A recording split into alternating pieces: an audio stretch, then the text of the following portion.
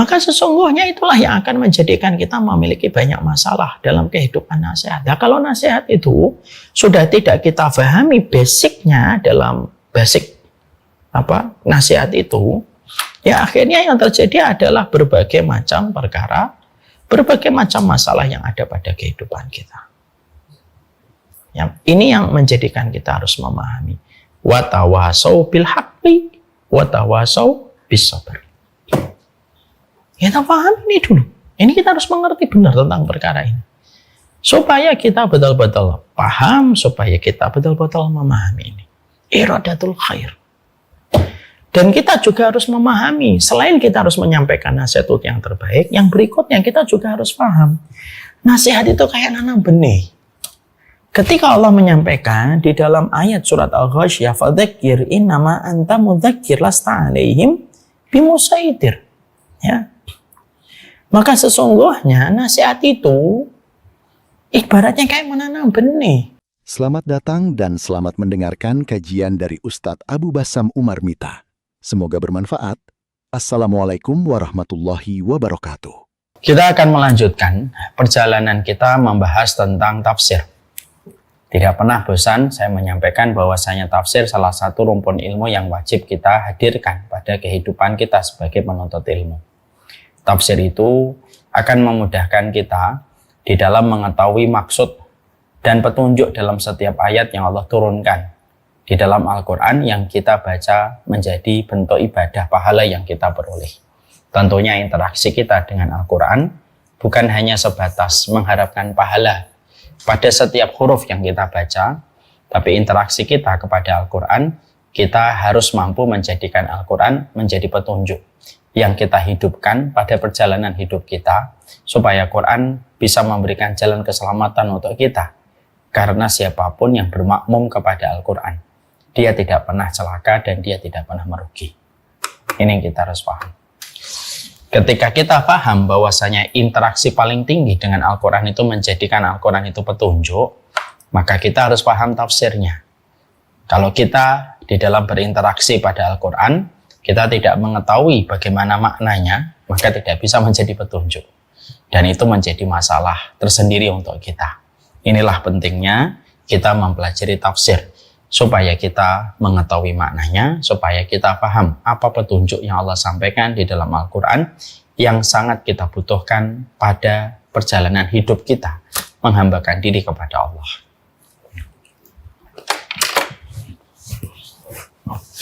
Kita akan memasuki surat Al-Asr. Ya. Kita kemarin sudah membahas tentang surat Al-Asr. Bagaimana surat Al-Asr itu menerangkan bahwasanya keimanan itu merupakan salah satu visa yang sangat penting pada perjalanan kita berikutnya. Kalaulah kita di dunia, ada visa setiap kita memasuki setiap negara. Ada visa negara Singapura, ada visa negara Italia, ada visa negara Spanyol, ada visa negara Saudi. Maka pada kehidupan akhirat pun ada visa. Cuma visanya tidak lagi terbatas pada teritorial setiap negara. Maka sesungguhnya visa pada kehidupan kita kelak nanti di akhirat itu visanya adalah visa iman. Maka siapapun yang mereka beriman, dia tidak merugi. Karena setiap amal yang telah dia lakukan di dunia akan dicatat selama dia memenuhi dua syarat. Ikhlas karena Allah ketika mengerjakan amal itu. Yang kedua, senantiasa meniti jalan ilmu yang diajarkan oleh Nabi, difahami oleh para sahabat Nabi Sallallahu Alaihi Wasallam. Siapapun yang dia beriman, lalu dia beramal, lalu dia memenuhi syarat dalam setiap amalnya, maka dia akan memanen setiap apa yang telah dia perbuat untuk mendapatkan rahmat di sisi Allah. Dan itulah perkara paling urgen, itulah perkara yang paling primer. Terselamatkannya manusia dalam kehidupan di akhirat ketika memiliki visa iman, lalu dia beramal sesuai dengan keikhlasan dan sesuai dengan ilmu, maka itulah yang akan menghindarkan dia dari kerugian. Makanya manusia dalam kondisi merugi, kecuali siapa? Illal ladzina amanu, kecuali orang beriman. Karena orang beriman itu pasti merugi. Ya, orang yang beriman itu pasti beruntung, dan orang yang tidak beriman itu pasti merugi. Dan kalaupun kita hari ini belum tahu bahwasanya orang yang tidak beriman itu merugi karena kita masih hidup di dunia, Kalau kita masih hidup di dunia, ketika dunia masih mendominasi, maka iman merupakan salah satu hal yang mungkin tidak diperhitungkan. Tapi datang nanti kehidupan di akhirat, ketika dunia sudah hancur, tidak lagi bermanfaat dunia dan apapun yang ada di dalamnya, dan ketika sudah ditegakkan pengadilan Allah, tidak ada yang paling berharga kecuali adalah keimanan. Makanya saya menyampaikan di dalam ayat, Allah berfirman, Rubbama yawaddul ladzina kafaru law kanu muslimin. Orang-orang kufur, orang-orang yang non-muslim, mereka nanti pada waktu di akhirat, mereka berandai-andai, cobalah dulu kami sebagai seorang muslim. Kenapa mereka berandai-andai? Cobalah dulu kami di dunia menjadi muslim, karena mereka tahu betapa ruginya seseorang yang datang pada kehidupan akhirat, lalu dirinya tidak muslim ketika hidup di dunia. Itulah kerugian yang paling besar, dan itulah kerugian yang paling nyata. Sekarang kita akan membahas tentang illal ladzina amanu wa amilus sholihat. Kita berbicara tentang amalan solih. Bagaimana amal solih itu merupakan salah satu tuntutan pada kehidupan kita. Kita tidak dituntut beramal yang banyak, tapi kita dituntut beramal yang berkualitas. Makanya beramal berkualitas itu sesuai dengan tingkat keikhlasan kita. Sebesar ikhlasnya kita, semakin berkualitas amal solih yang kita lakukan.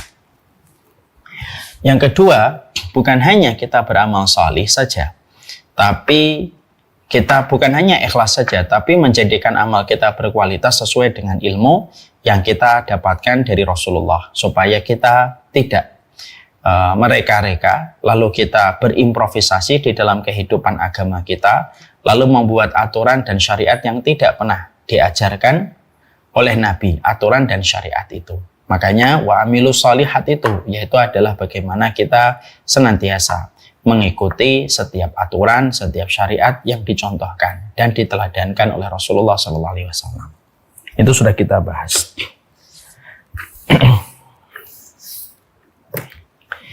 Sekarang yang ketiga, sekarang yang berikutnya, watawasau bil haq. Orang-orang yang mereka itu sejatinya tidak pernah merugi pada kehidupan di akhirat dan kehidupan di dunia, mereka yang beriman, mereka yang beramal sholih, maka yang berikutnya adalah watawasau bil haqqi, yaitu adalah mereka yang saling menasihati di dalam kebenaran. Ya. Jadi di sini kita mendapatkan ada beberapa poin penting yang kita soroti di balik tafsir dan di balik interpretasi kalimat yang ada pada ayat yang keempat surat Al-Asr, watawasau bil haqqi, yaitu adalah saling menasihati di dalam kebenaran. Poin yang pertama yang kita jumpai di dalam ayat ini adalah bahwasanya Allah itu secara langsung menyampaikan kepada kita bahwasanya manusia itu tidak bisa hidup sendirian. Tapi pada dasarnya manusia itu berkumpul bersama dengan orang-orang yang baik dan berkumpul bersama dengan orang yang taat. Karena kalau kita memahami ayat yang keempat pada surat Al-Asr, Allah itu nyuruh kita saling menasihati, dan saling menasihati itu musyarakah, itu merupakan syarikat antara satu orang dengan satu orang saling menasihati. Ya, karena saling menasihati itu berarti ada dua orang paling minim yang berinteraksi ketika mereka saling mengingatkan. Nggak ada toh kalimat saling menasihati seorang diri, nggak ada. Kalau menasihati diri ada, tapi kalau saling menasihati setidaknya kita butuh dua orang di dalam memahami arti saling menasihati.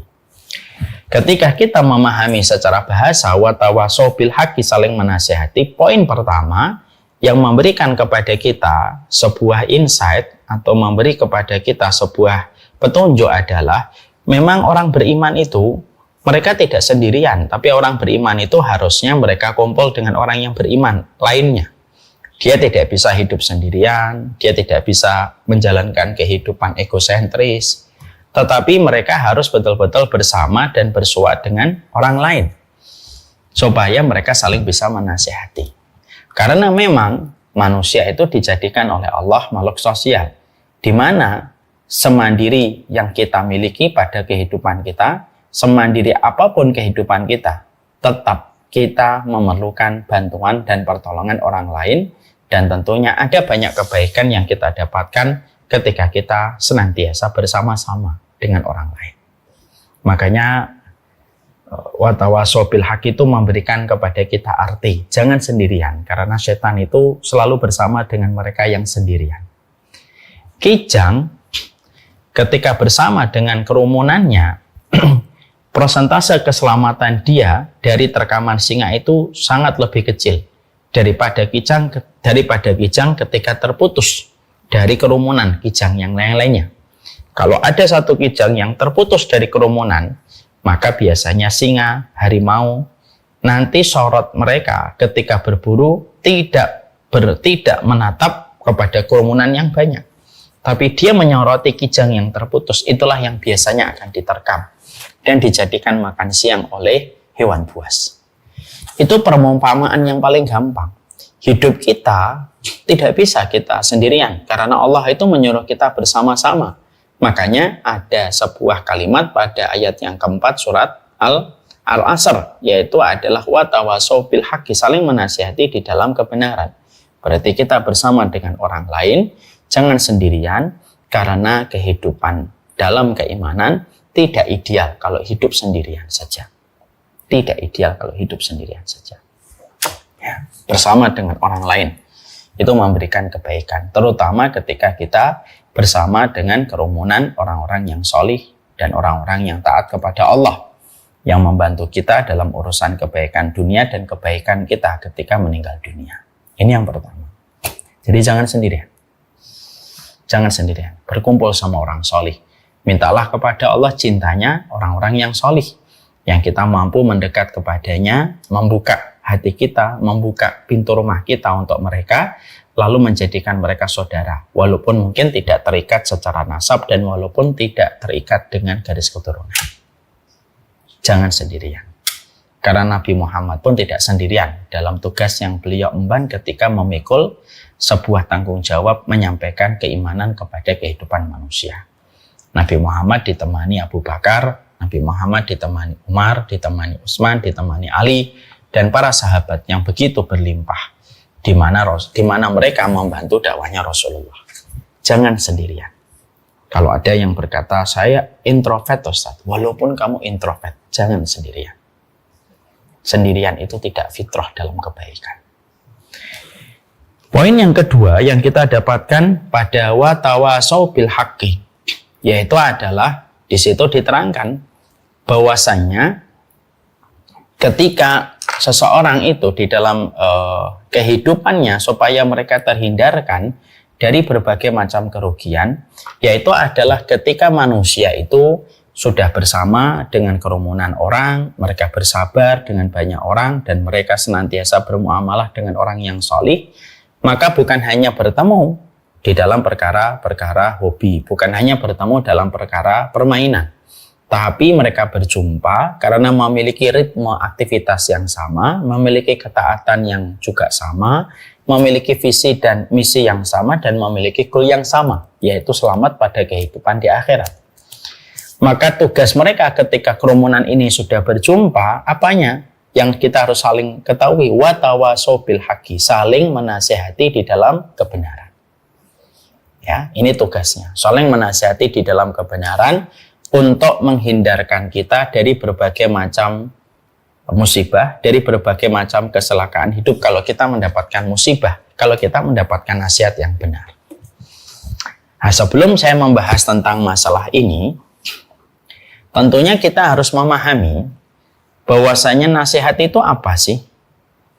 Ya, karena di sini disebutkan watawasau bil haqqi, saling menasihati. Kalau kita buka di dalam literatur bahasa, dalam bahasa Arab, arti nasihat itu iradatul khair lin mansukhilahu.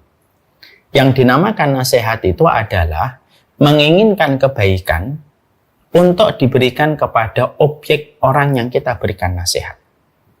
Itu namanya nasihat.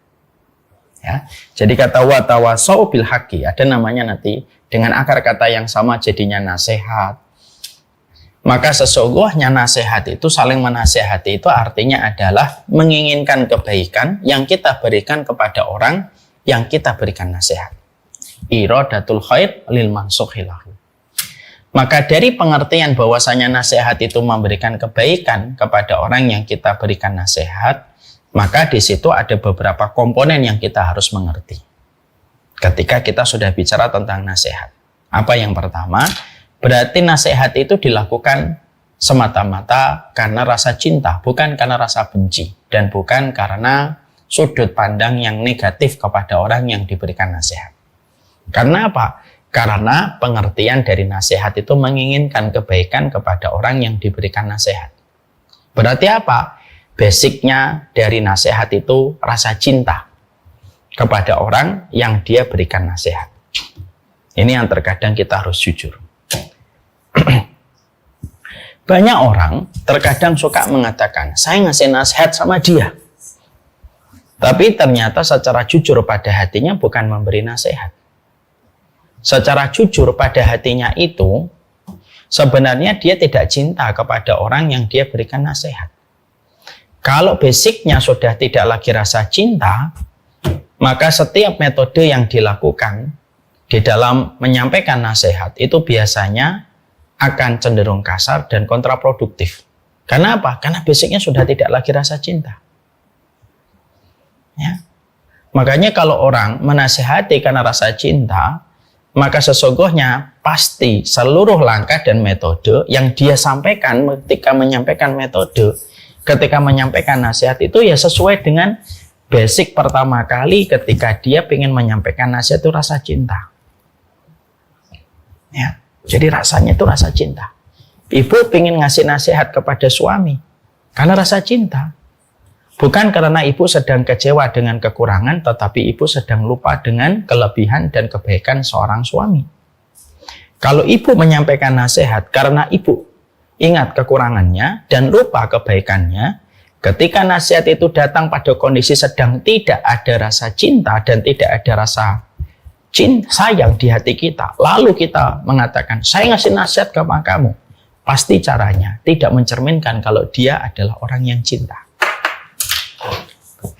Yang hari ini hilang dalam nasihat itu rasa cinta yang harusnya dirasakan sama orang yang diberikan nasihat.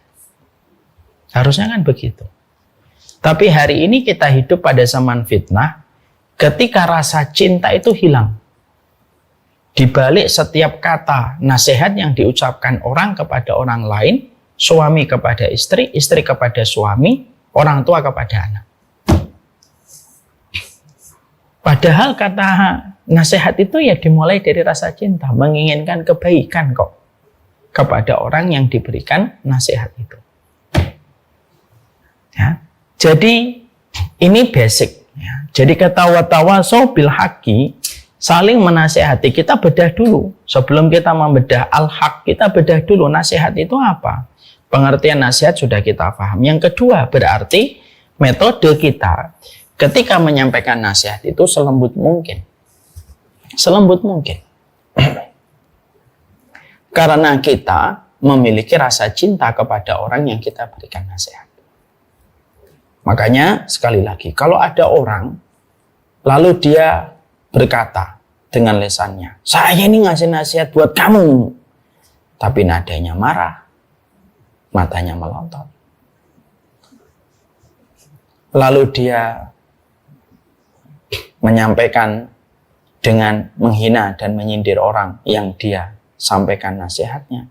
Jangan-jangan itu bukan nasihat, tapi jangan-jangan itu merupakan bentuk penyerangan dari kita kepada orang itu, tetapi kita menggunakan kata nasihat untuk menutupi emosi kita ketika kita ingin menjatuhkan orang yang kita berikan nasihat itu. Jadi nasihat itu indah, betul. Rasulullah itu contoh terbaik di dalam memberikan nasihat. Tidak ada manusia yang paling baik dalam memberikan nasihat kecuali Rasulullah. Ya. Walaupun kita selaku umatnya tidak bisa meniru Nabi 100% dengan kelembutan Nabi. Salah satunya ketika memberi nasihat. Nabi itu orang yang paling lembut dalam memberi nasihat. Karena Nabi itu ingin menyampaikan kepada kita, nasihat itu rasa cinta. Mari kita coba bedah bagaimana Nabi memberikan nasihat. Ada satu riwayat dalam Riyadhus Shalihin menjelaskan tentang jatuh cintanya seorang sahabat kepada Nabi Karena caranya Nabi memberi nasihat itu begitu indah. Tanpa menjatuhkan kehormatan dirinya. Yang saat itu diberikan nasihat oleh Rasulullah. Bagaimana kisahnya? Mari kita bedah nasihatnya dan bagaimana kisahnya. Saat itu para sahabat sholat bermakmum di belakang Rasulullah. Ketika Nabi sedang sholat, maka lalu di antara jamaah para sahabat itu ada yang bersin. Ada salah satu di antara sahabat yang belum mengetahui tentang masalah hukum sholat secara penuh. Maka dia secara refleks menjawab orang yang bersin itu dengan mengatakan, yarhamukallah. Kan sebenarnya tidak usah dijawab kalau kita lagi sholat. Bagi yang mendengarnya cukup diam. Bagi yang bersin maka cukup mengatakan alhamdulillah. Maka orang lain itu mengucapkan yarhamukallah. Maka ada sahabat yang ketika mengucapkan yarhamukallah itu, maka para sahabat yang lainnya ketika mendengar orang itu bicara dengan mengucapkan yarhamukallah, para sahabat yang di sampingnya itu meliriknya dan melihatnya. Sahabat yang tadi mengucapkan yarhamukallah ketika dilihatin sama jamaah-jamaah yang lain ketika habis mengucapkan kalimat itu, maka dia justru marah. Lalu dia berkata, fima makna. Perkataannya adalah, lima tangduruna ilayya. Kenapa kalian tuh ngeliatin saya? Lalu itu diucapkan ketika sedang dalam kondisi sholat. Kenapa kalian tuh malah justru ngeliatin saya? Ketika sahabat itu justru malah ngomong dan bicara panjang, maka para sahabat yang lain tuh memberikan isyarat supaya dia itu mendiamkan suaranya. Supaya dia menutup mulutnya. Karena dalam sholat mereka memberikan isyarat dengan memukulkan paha mereka. Maka ketika sahabat itu diberi isyarat supaya dia diam dengan para sahabat memukulkan pahanya, semakin sahabat itu ngomong, kenapa sih kalian itu? Dan akhirnya riuh. Para makmum ini riuh di belakang Rasulullah yang sedang mengimami sholat mereka. Maka Rasulullah tetap melanjutkan sholat. Dan ketika Rasulullah sudah selesai dengan sholatnya, maka pada saat itu Rasulullah SAW ketika sudah selesai dengan sholatnya, maka Rasulullah langsung beliau bersabda. Beliau tidak nanya, siapa tadi yang ngomong? Kamu apa nggak ngerti toh bahwasanya dalam sholat itu tidak boleh ngomong? Nabi tidak memilih metode itu. Nabi tidak memilih siapa yang ngomong lalu langsung dijatuhkan hukuman. Nabi tidak memilih metode itu. Lalu Nabi SAW justru malah mengucapkan sebuah narasi indah yang sebenarnya ini sebuah nasihat, tapi menggambarkan rasa cintanya beliau kepada orang yang diberikan nasihat supaya orang yang diberikan nasihat itu terjaga kondisi hatinya ketika diberikan nasihat oleh Nabi. Apa nasihatnya Rasulullah? Nabi lalu berkata kepada seluruh jamaah para sahabat, ya ma'syarul musallin, wahai orang-orang yang sholat. Sesungguhnya sholat itu adalah doa dan dzikir. Dimulai dari takbir, diakhiri dengan salam. Tidak boleh di dalam sholat ini ada pembicaraan manusia, kecuali dzikir-dzikir yang telah aku ajarkan kepada kalian. Maka sahabat yang tadi bicara itu baru sadar, oh saya nggak boleh ngomong di dalam sholat. Karena sahabat ini baru belajar. Tapi beliau akhirnya menyadari kesalahannya tanpa dibentak oleh Nabi, tanpa dihardik oleh Rasulullah, tanpa dijatuhkan bagaimana beliau ketika dipanggil di tengah sekumpulan orang yang bermakmum kepada Nabi. Semua itu terjaga. Maka akhirnya ketika dia mendengar bagaimana Nabi memberikan nasihat dengan cara metode yang seluar biasa itu, maka akhirnya beliau bersabda, aku tidak pernah menjumpai seorang guru sebaik Rasulullah, baik sebelumnya ataupun setelah Rasulullah meninggal dunia. Padahal yang disampaikan Nabi itu nasihat dalam perkara yang cukup primer, yaitu ketika sahabat tadi berbicara ketika sedang sholat. Itu kan masalah besar sebenarnya. Tapi caranya Nabi SAW itu betul-betul ma'ruf, bijak betul. Menggambarkan kepada kita bahwasanya kita itu mudah memberi nasihat. Tapi terkadang kita lupa bahwasanya fondasi pertama dalam memberi nasihat itu cinta. Dan harusnya tergambar dan harusnya tersampaikannya nasihat itu dengan sebuah rasa cinta yang dirasakan orang yang diberikan nasihat. Kan begitu. Makanya sahabat tadi lalu memberikan testimoni. Saya tidak pernah lam aramu liman khairan qablahu wa ba'dahu wala ba'dahu. Maka dikatakan oleh beliau, aku tidak pernah menjumpai seorang guru sebelum Rasulullah dan sesudah Rasulullah bagaimana guru itu sebaik Rasulullah. Karena caranya dia memberi nasihat itu indah. Sekarang banyak orang ketika memberi nasihat itu marah. Dalam memberi nasihat itu marah. Dalam memberi nasihat itu menyindir. Menggunakan kalimat-kalimat sindiran yang dirasakan di hati. Itu sangat kerasa. Dan banyak orang yang ketika mereka menggunakan nasihat itu menggunakan kalimat-kalimat yang begitu mudah, yang dekat dengan kalimat sesat, syubhat, tidak tahu ilmunya, bodoh. Seakan-akan dia sendiri yang berilmu, dia sendiri yang paham, dia sendiri yang baca kitab, yang lain nggak ada yang baca kitab. Akhirnya apa? Banyak nasihat yang tertolak. Bukan karena jeleknya nasihat itu, tapi karena cara ketika menyampaikan dan melepaskan nasihat itu dengan cara yang tidak menggambarkan rasa cinta. Sama ibu lagi menyampaikan nasihat kepada suaminya, ya kan kita watawasau bil haq ini kan bukan dalam konteks antara kita dengan sesama ibu, orang tua murid saja kan, dengan suami kita pun kita watawasau bil haq. Berapa banyak ibu memberi nasihat kepada suami terkadang membentur tembok yang begitu keras. Mungkin bisa jadi bahwasanya nasihat itu disampaikan dengan volume yang tinggi. Disampaikan dengan sindiran. Yang menafikan kebaikan orang yang kita berikan nasihat seakan-akan yang paling berkorban itu kita dalam kehidupan berumah tangga. Jangan gitu. Jangan gitu. Kalau kamu ngasih nasihat, lalu kamu seakan-akan sudah mencitrakan dirimu paling berkorban, tidak akan ada orang yang siap menerima kalimat-kalimat itu ditujukan kepadanya, karena mengatakan kepada suami bahwasanya kita paling berkorban, itu seakan-akan suami kita tidak berkorban. Dan akhirnya nasihat yang kita sampaikan kepadanya, akhirnya seperti angin yang berlalu, tidak merasakan dampaknya orang yang diberikan nasihat itu. Karena apa? Karena orang yang diberikan nasihat tidak merasakan rasa cinta di balik setiap kalimat nasihat yang ditujukan kepadanya. Itu sebenarnya di situ.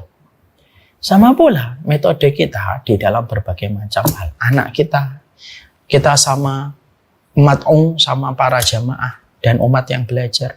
Itu sebenarnya memang metode itu penting sekali. Orang yang lembut sekalipun saja belum tentu dakwahnya bisa diterima.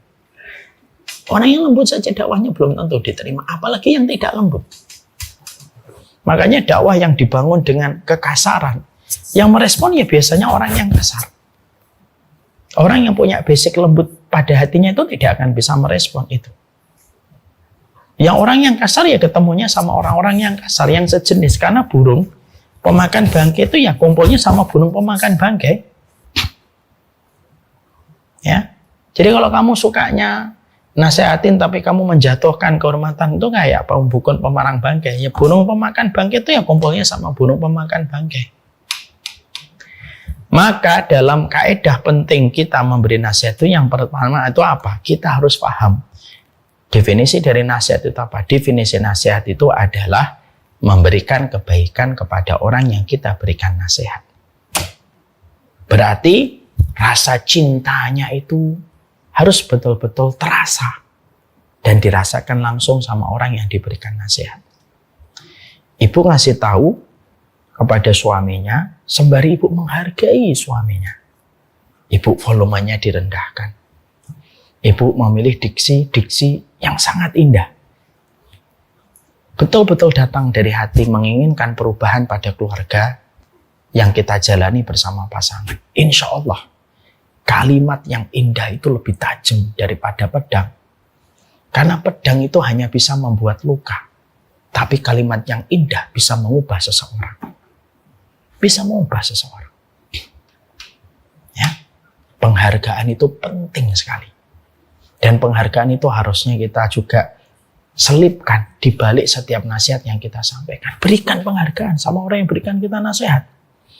Seakan-akan kalau kamu sedang memberikan nasihat kepada suamimu, kepada istrimu, kepada anakmu, kamu nafikan semua kebaikannya. Susah. Kamu memberikan nasihat kepada dai, lalu kamu nafikan semua kebaikannya, yang kamu ingat hanya kekurangannya. Alah, emang kamu juga benar semua dan emang kamu doang yang berjuang di atas agama ini? Enggak gitulah. Itulah kita caranya memberi nasihat itu yang terbaik. Saya pernah mendengar sebuah kisah nyata seorang guru. Ada seorang guru ketika ngajar di satu kelas. Ya, ketika ngajar, beliau di satu kelas. Maka beliau mendapati ada salah satu muridnya di kelas itu, nakalnya luar biasa, sering ganggu orang lain. Sering ganggu teman-temannya dan sering membuat keributan. Teman-temannya tidak ada yang suka dengan dirinya. Sang guru lalu berpikir, kenapa ya anak ini? Gitu. Beliau bisa menyampaikan nasihat secara langsung. Siapa yang masih nakal, keluar dari kelas. Cara yang paling gampang dan instan, cara mengancam. Paling gampang, keluar dari kelas. Selesai. Tapi saat itu, beliau tidak mengambil cara itu. Ya. Maka pada saat itu, beliau lalu berusaha, ada apa dengan murid ini kok sampai dia memiliki hal yang semacam itu? Akhirnya beliau menemukan metode. Apa metodenya? Beliau lalu pada hari berikutnya, beliau membuat sebuah tugas untuk murid-muridnya gitu. Coba kalian semuanya menulis tentang kehidupan kalian dalam bentuk karangan dalam satu halaman. Nah, tidaklah beliau sang guru ingin memberikan tugas itu kepada murid-muridnya, kecuali karena beliau ingin tahu gitu, masing-masing dari murid-muridnya, terutama murid yang sedang menjadi sorotan oleh beliau. Kenapa dia nakal? Masya Allah. Akhirnya setiap anak itu nulis gitu. Setiap anak itu nulis gitu. Dari apa yang mereka miliki pada kehidupan mereka dan latar belakang kehidupan mereka. Setelah semuanya mereka mengerjakan, selesai, lalu dicek sama sang guru satu-satu lembaran itu. Barulah beliau tahu, oh ternyata murid yang nakal itu karena ternyata dia itu dari keluarga menengah ke bawah. Dan dia ternyata harus bekerja untuk mencukupi kebutuhan keluarganya termasuk membayar uang sekolahnya. Dia ternyata kalau habis pulang sekolah, dia membantu peternakan, dia ngangon, dia motong rumput untuk kerbau, sapi, dan kambingnya. Gitu. Nah, sang guru lalu tahu, oh ternyata kerjanya begini. Setelah itu beberapa hari kemudian, sang guru masuk lagi ke kelas. Lalu sang guru berkata, saya hari ini akan memberikan pertanyaan dalam bentuk lisan. Saya ingin tahu di antara kalian siapa yang bisa menjawab. Lalu pertanyaan sang guru itu di luar nurul, nalar. Apa pertanyaannya? Pertanyaan sang guru pada saat itu adalah, siapa di antara kalian yang tahu kira-kira kambing atau sapi kotorannya dalam sehari itu kira-kira berapa kilo? Wah, semua yang ada di kelas itu tidak ada yang tahu jawabannya. Murid itu yang paling tahu, murid yang paling nakal, yang sepanjang dia di kelas itu tidak pernah jawab. Ketika dia melihat teman-temannya nggak ada yang jawab, dan dia yakin karena dia tahu, dia praktisi tentang masalah kambing dan sapi gitu. Akhirnya dengan agak-agak takut dia mengatakan saya tahu. Lalu dia berkata, saya tahu berapa kilo kotoran sapi dan kotoran kambing itu. Lalu diberikan pertanyaan, bentuknya kotoran itu kayak apa? Bentuk setiap hari itu sapi itu butuh berapa rumput? Tidak ada yang bisa menjawab pertanyaan-pertanyaan itu kecuali beliau.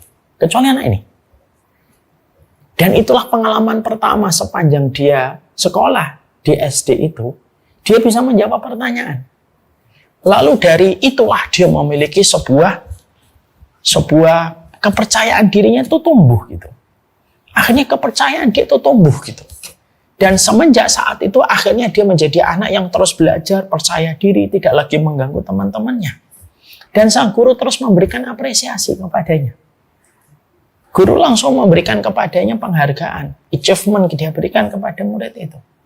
Apa yang kita petik pelajaran ini dari kisah di YouTube yang saya dengarkan? Semoga Allah merahmati sang guru.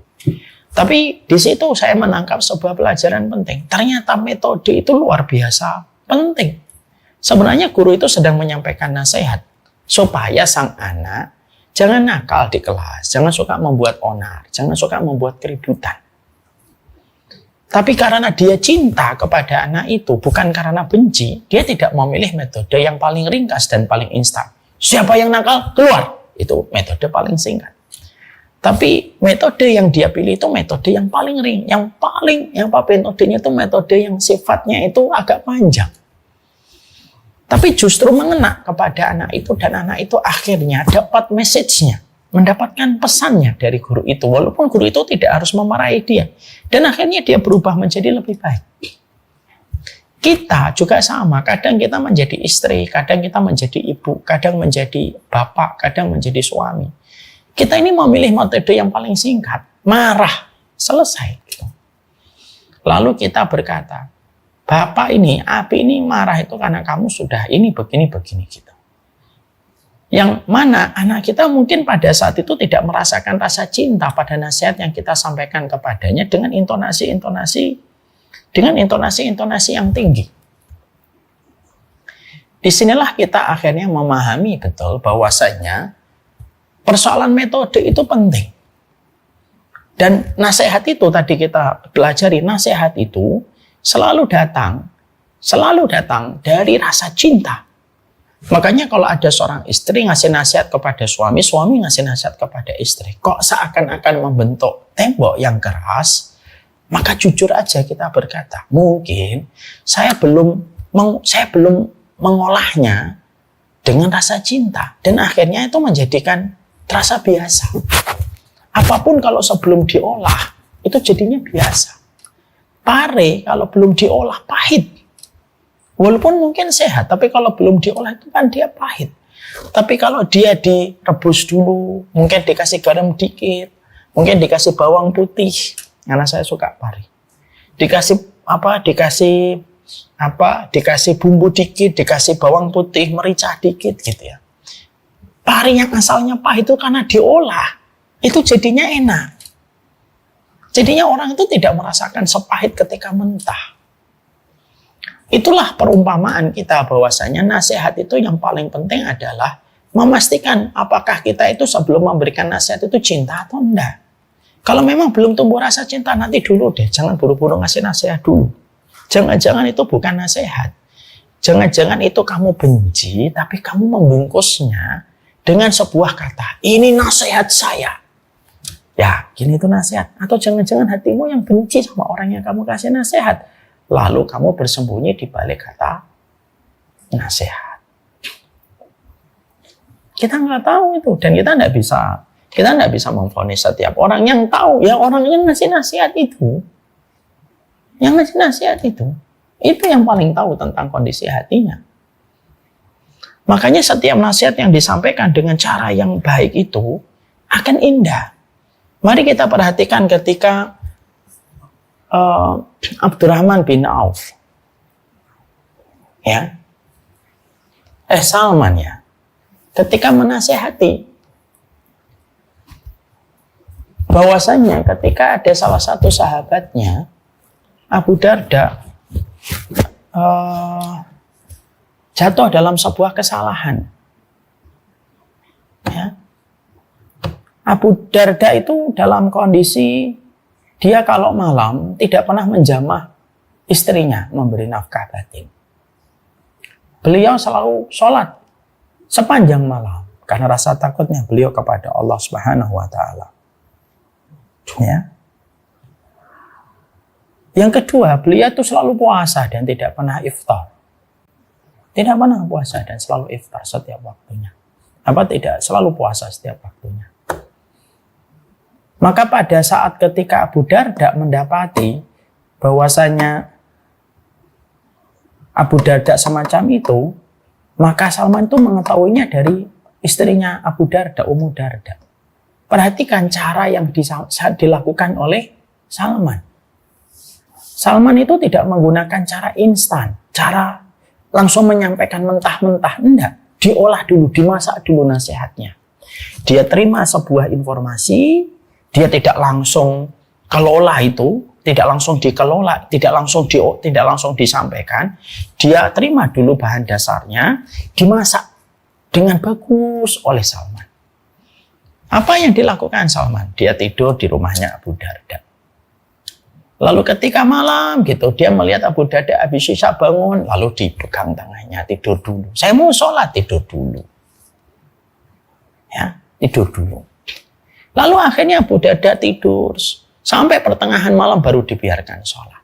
Pagi harinya ketika disiapkan sarapan, Abu Darda berkata, saya ini puasa, makan. Saya nggak akan makan kalau kamu nggak makan. Akhirnya Abu Darda ikut makan, gitu. Dan akhirnya ketika kejadian itu dilaporkan kepada Nabi dan ternyata Masya Allah ya, akhirnya yang dilaporkan kepada Rasulullah SAW, maka benar yang dilakukan Salman. Dan Abu Darda meresapi apa yang dinasihatkan Salman itu tanpa dia merasa dipojokkan oleh Salman. Gitu. Tanpa dia dipojokkan oleh Salman. Akhirnya apa? Abu Darda menerima apa yang terjadi malamnya. Dia kembali memberikan nafkah batin kepada istrinya. Menjamah kembali, maaf dalam tanda petik, istrinya. Dia sehari puasa, sehari tidak. Dan itu dilakukan Abu Darda setelah beliau mendapatkan nasihat yang disampaikan Salman dengan begitu indah. Jangan menyampaikan nasihat itu mentah-mentah gitu loh. Karena yang mentah itu tidak enak dinikmatin gitu. Sebagaimana kamu tidak nyaman makan yang mentah, orang lain juga tidak nyaman kok makan-makan yang mentah. Kenapa sih kamu suka sekali ngasih yang mentah? Kenapa kamu suka sekali ngasih yang mentah tapi kamu maunya mateng? Karena saya nggak mau makan yang mentah, saya juga nggak mau ngasih yang mentah. Ini yang bisa kita lakukan, kita lakukan. Pilih kalimat yang baik, pilih kalimat yang baik. Pilih lighting yang baik supaya enak dilihat, pilih lighting yang baik. Pilih background yang baik, pilih background yang baik. Karena apa? Kita sudah mempersiapkan yang semacam ini semaksimal mungkin saja. Belum tentu bisa mengubah orang kok. Karena kita sudah dibonderis oleh ayat Allah, fadzakir innama anta mudzakir lasta alaihim bimusaitir. Ya kamu hanya memberikan peringatan, tidak bisa maksa. Tapi sebelum memastikan kita pemberi peringatan, sudahkah kita mengolah setiap kalimat peringatan itu menjadi sebuah olahan yang enak didengarkan dan olahan yang enak untuk dikonsumsi oleh orang lain? Itu yang paling penting. Jangan-jangan kamu itu kasih nasihat itu mentah. Dan sesuatu yang mentah itu tidak bisa dinikmatin. Ya. Jadi itu pula yang menjadikan kita paham, memberi nasihat itu perjalanannya panjang, mengolahnya juga nggak gampang. Mari kita belajar dari Ummu Sulaim. Ummu Sulaim itu ketika ngasih nasihat kepada suaminya, itu diolahnya itu pelan-pelan sama beliau. Anaknya meninggal dunia pada saat suaminya tidak ada. Coba itu sudah cobaan berat. Lah ketika mau menyampaikan anakmu meninggal, itu kan hal yang paling gampang apa nasihatnya? Sudahlah, itu miliknya Allah. Kalau kamu sedih, saya juga sedih.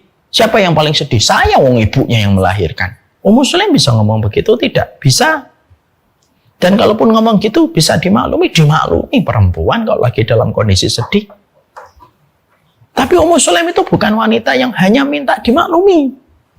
Sebelum dia minta dimaklumi, dia berusaha untuk mengolah kata yang baik dulu. Ya kan? Sebelum dia pengen dimaklumi sama suaminya, dia mengolah kalimat yang indah, betul. Suaminya datang, dia bersolek. Coba difikirkan ibu. Wanita lagi sedih bersolek, coba.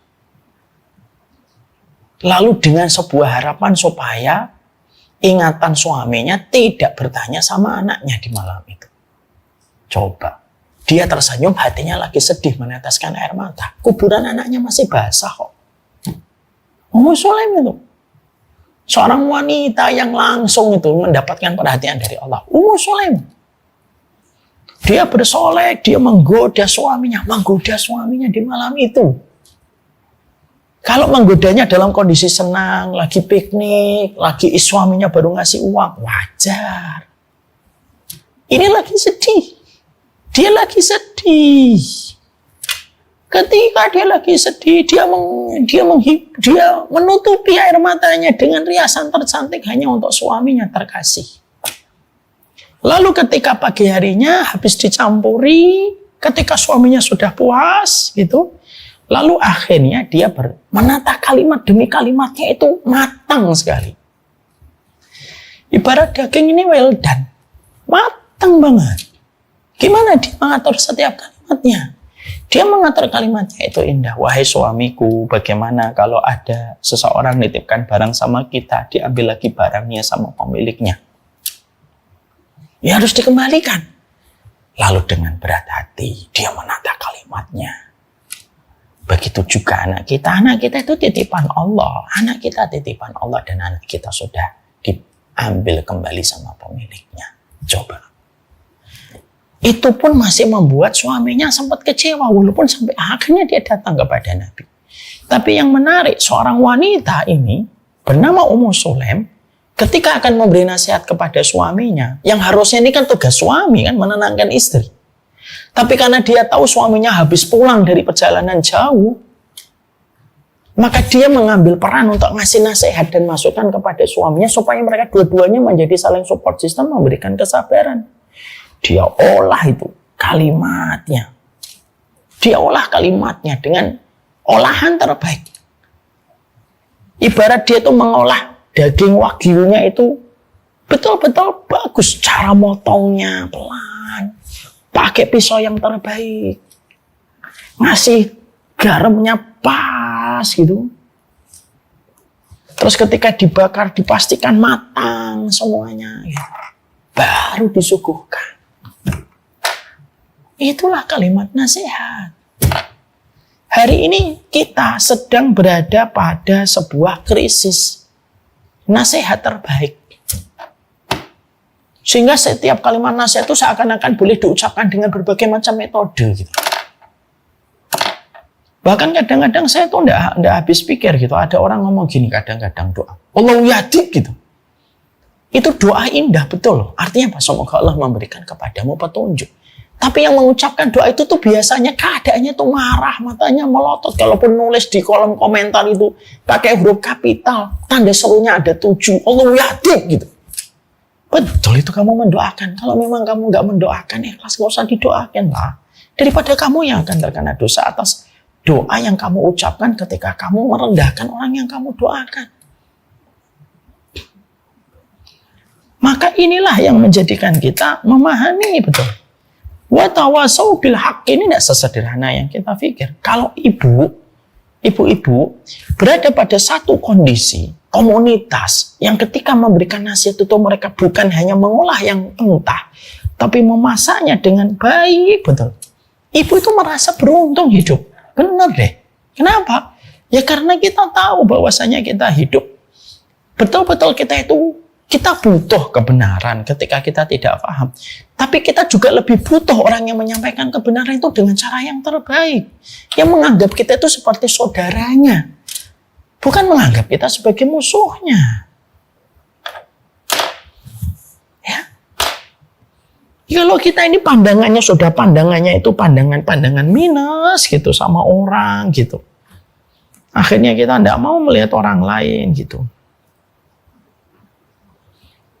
Maka sesungguhnya itulah yang akan menjadikan kita memiliki banyak masalah dalam kehidupan nasihat. Nah, kalau nasihat itu sudah tidak kita pahami basicnya dalam basic nasihat itu, ya akhirnya yang terjadi adalah berbagai macam perkara, berbagai macam masalah yang ada pada kehidupan kita. Ini yang menjadikan kita harus memahami. Wa tawasau bil haqqi wa tawasau bis sabr. Kita paham ini dulu. Ini kita harus mengerti benar tentang perkara ini. Supaya kita betul-betul paham, supaya kita betul-betul memahami ini. Iradatul khair. Dan kita juga harus memahami, selain kita harus menyampaikan nasihat itu yang terbaik, yang berikutnya kita juga harus paham. Nasihat itu kayak nanam benih. Ketika Allah menyampaikan di dalam ayat surat Al-Ghasyiyah, fadzakir innama anta mudzakir lasta 'alaihim bimusaitir. Ya. Maka sesungguhnya nasihat itu ibaratnya kayak menanam benih. Nasihat itu bukan otomatis bahwasanya orang yang kamu berikan nasihat itu langsung berubah. Kamu bukan Tuhan. Kamu bukan Rob. Enggak lah.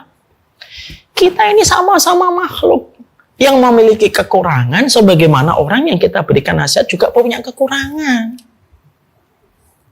Karena kita equal bahwasanya kita ini makhluk pendosa di hadapan kehidupan kita.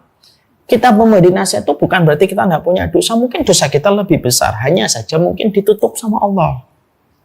Maka sesungguhnya kita ketika memberikan nasihat itu, maka sesungguhnya kita kayak nanam benih.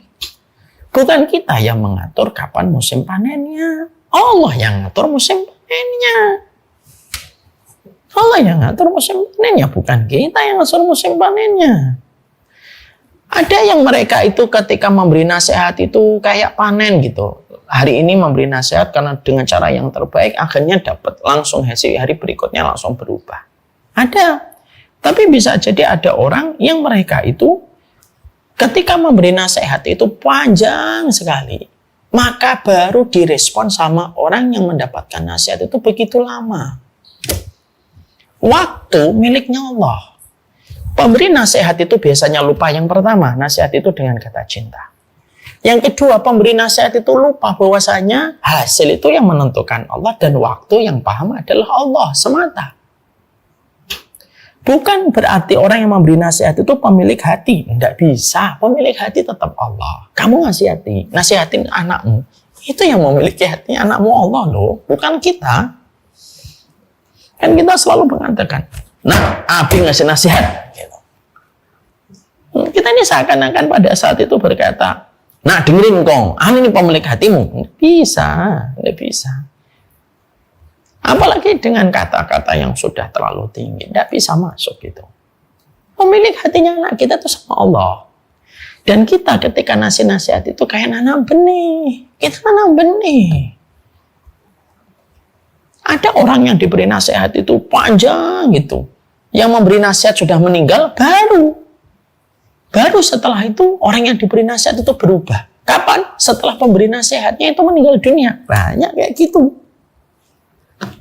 Taif, Nabi datang dengan hati sepenuh keikhlasan. Nggak ada manusia yang mengalahkan keikhlasan dalam hidup kecuali orang pertama yang paling ikhlas di dalam setiap perkataan dan perbuatannya itu adalah Rasulullah. Tapi Nabi ketika beliau datang ke Taif, maka beliau ditolak. Kapan akhirnya Taif itu mereka menyambut panggilan Nabi? Setelah Nabi pindah ke Madinah beberapa tahun, akhirnya Taif itu barulah mereka satu persatu masuk Islam. Loh, kalau Nabi saja memberi nasihat itu kapan? Dan baru tumbuh itu benih yang ditanam Nabi beberapa tahun lalu itu baru tumbuh beberapa tahun kemudian. Itu setingkat Rasulullah. Loh, apalagi kita. Dan kita harus paham. Tidak semua orang yang hidup semasa dengan Nabi semuanya beriman. Padahal apa kurangnya Nabi dalam keikhlasan? Apa kurangnya Nabi dalam ikhtiar? Apa kurangnya Nabi dalam mengemas setiap nasihat yang terbaik yang dia berikan kepada umatnya? Nggak ada yang ngalahin Nabi. Tapi Masya Allah, itulah yang menjadikan akhirnya kita mendapati bahwasanya yang kedua yang sering dilupakan sama pemberi nasihat itu apa? Hati orang yang mendengarkan nasihatmu miliknya Allah. Orang yang mendengarkan kajian kita hari ini bersama ibu-ibu di Nizamiyah dan yang online di Instagram dan sosial media. Saya menggenggam hatinya? Enggak. Ada yang mungkin mendengar ini lalu mereka memiliki pandangan dan kesimpulan yang beda-beda. Kita tidak bisa maksa orang. Kita memang kita ini bukan pemilik hati setiap manusia kok. Ya. Maka kedua yang kita harus pahami, nasihat itu kadang kayak benih. Sabar saja. Kalaupun tidak berbuah manis, maka tidak mengurangi kita di hadapan Allah, pahala kita tetap disempurnakan olehnya. maka itu yang menjadikan kita memahami sekali. Ya. Jadi inilah yang menjadikan kita memahami betul. Supaya kita mengerti dan supaya kita memahami poin yang kedua dalam kehidupan kita. Bahwasanya pemilik hati itu tetap miliknya Allah semata. Ya. Yang ketiga, yang kita harus pahami tentang masalah nasihat ini adalah bahwasanya di dalam kita memberikan nasihat itu kayak serangan darat. Tapi jangan lupa serangan udaranya. Saya itu baru tahu ya kemarin dalam bisnis. Ada yang namanya branding, ada yang namanya marketing. Marketing itu serangan darat. Branding, serangan udara. Sekuat-kuatnya brand awareness disebar, itu marketing ini harus mengeksekusi serangan udara ini supaya betul-betul efektif. Sama sebenarnya. Saya ketika mendengarkan itu, saya langsung teringat, oh Masya Allah. Sama, nasihat itu kayak serangan darat. Tapi sebelum serangan darat ini, kita harus memastikan serangan udaranya dulu. Serangan udaranya itu apa? Doamu gimana? Jangan sampai kalimat-kalimat yang kamu ucapkan itu jauh lebih panjang daripada doa yang kamu harus panjatkan kepada orang yang kamu doakan. Gimana kamu ini? Kamu hanya mengandalkan serangan darat, ya bisa menang, cuma lama dibandingkan ketika kita menggabungkan antara serangan udara dengan serangan darat. Dan maaf, kapan biasanya serangan udara? Biasanya serangan udara itu dilakukan sebelum serangan darat. Jadi ketika ada satu wilayah gitu ya, contohnya kita lihat di berbagai tempat konflik. Nah, mari kita doakan saudara-saudara kita di Rafah, ya Allah, tolonglah saudara-saudara kami di Gaza, di Palestina, di Rafah, semoga Allah berikan mereka kekuatan, ya Allah, dan berilah pahala atas musibah mereka dan berilah pengganti yang lebih baik. Amin ya rabbal alamin. Kita kalau melihat daerah konflik, tentara itu dikirim dulu. Serangan udara itu dikirim dulu. Habis itu dipastikan tidak ada lagi yang menunjukkan pergerakan-pergerakan yang mengkhawatirkan. Setelah itu pasukan udara memberikan hasil clear. Semua wilayah teritorial yang kita akan serang sudah clear dengan setiap pemboman yang kita lakukan. Baru setelah itu masuklah itu yang dinamakan dengan pasukan darat. Masuk dia pasukan darat. Sama kita, sebenarnya nasihat itu harus doa dulu. Kenapa? Itu serangan udara. Pertanyaan kita, ibu, sebelum ibu menyampaikan nasihat sama anak, sudah didoakan dulu atau tidak sebelumnya? Sebelum kita marah, lalu kita mengucapkan berbagai macam hal yang selalu kita disclaimer dengan kata, ini nasihat ya, wahai suamiku, ini istriku. Pertanyaan kita simpel. Sudah kamu melakukan serangan udara dulu? Bisa jadi tidak efektifnya serangan darat itu karena serangan udaranya belum. Karena serangan udaranya belum masuk, akhirnya darat itu terasa lambat sekali. Pergerakannya itu lambat betul. Kenapa? Apapun serangan itu, ketika serangan udara itu, apapun itu, kalau serangan udara itu belum diefektifkan, darat yang akan merasakan konsekuensinya itu agak panjang gitu. Lah supaya efektif serangan itu apa? Serangan udara dulu, baru serangan darat. Doakan dulu. Makanya saya kemarin mengatakan dalam banyak kajian itu, di kajian Me and My Half di Samila series yang ke-8, saya itu kan menyampaikan tanda cintanya suami dan istri kepada pasangannya itu apa? Ketika doamu lebih banyak daripada amarahmu. Jadi kalau ada orang kok marahnya lebih banyak daripada doanya, fix dia itu belum cinta. Kenapa? Karena dia lebih membela emosinya daripada keinginan baik yang bisa dilakukan sama pasangannya. Jadi kadang-kadang itu, maaf ya, Kadang-kadang kita suka sekali emosi, lalu kita cepat-cepat disclaimer. Ini nasihat.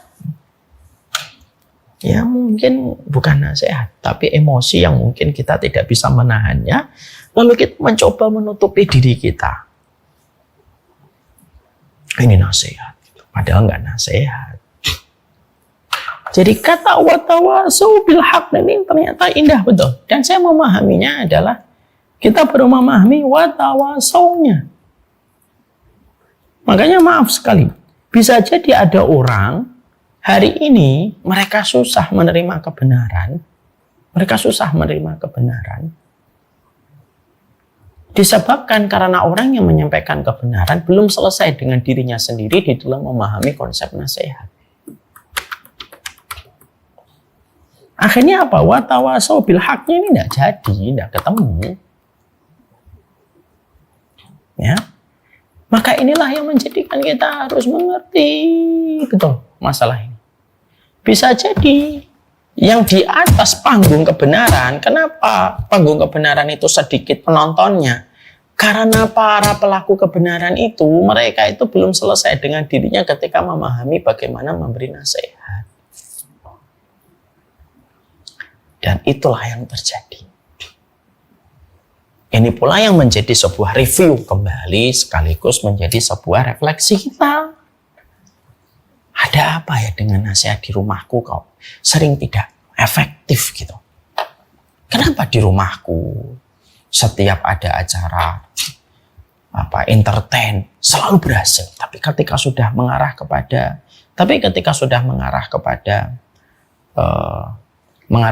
nasihat gitu, kenapa tidak efektif dalam keluargaku? Ini kita harus pahami. Kan banyak ya, keluarga itu kalau masalah entertain, serempak, kompak. Ya. Tapi ketika sudah melewati sebuah fase waktu untuk saling memberi nasihat, kekompakan itu langsung hilang. Dan terkadang semoga itu bisa menjadikan kita mengulang kembali apa yang harus kita review dalam kehidupan kita. Saya tutup dengan sebuah kalimat yang bisa membuat kita berpikir. Kalau ada perusahaan iklan,